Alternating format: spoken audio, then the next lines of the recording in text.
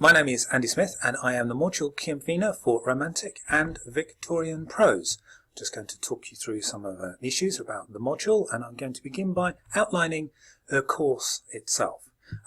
As you can see, we go from the French Revolution to the Victorians. We look at some of the political changes that take place in the French Revolution and how it is that that shaped the literary discourse of Romanticism during the period. We'll also look at how that political radicalism led to discussions around feminism and gender, and also look at the relationship between the Romantics and the Victorians in a period which we could say is dominated by two revolutions, the French Revolution and the Industrial Revolution.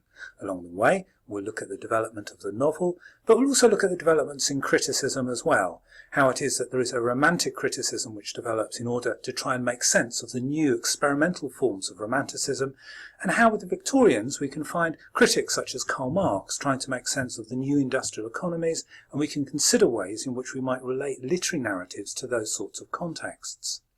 The module is assessed by a 1,000-word close reading exercise, which is worth 30%, and by a 3-hour exam, which is worth 70%.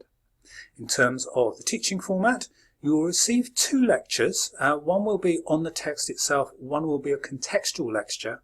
There's also a lecture workshop which will be relevant every other week, which is a close reading lecture, which provides you with some of the skills that you need to think about, not just for your first assignment, but also the skills in close reading which you would take forward into the exam itself.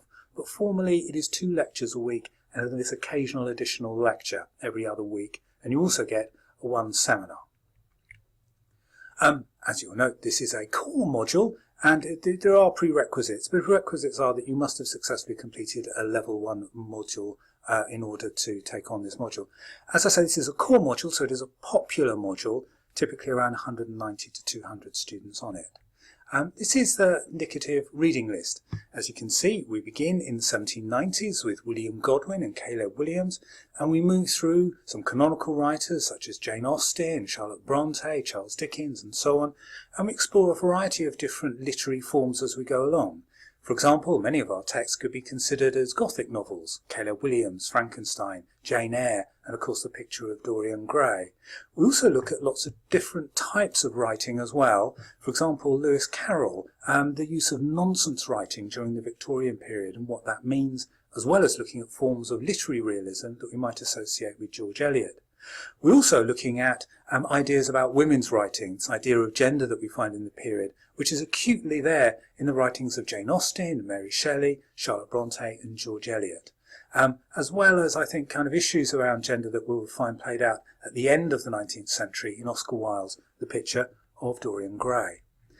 This is my contact information. If you want to drop me a line, then please feel free to do so. Thank you.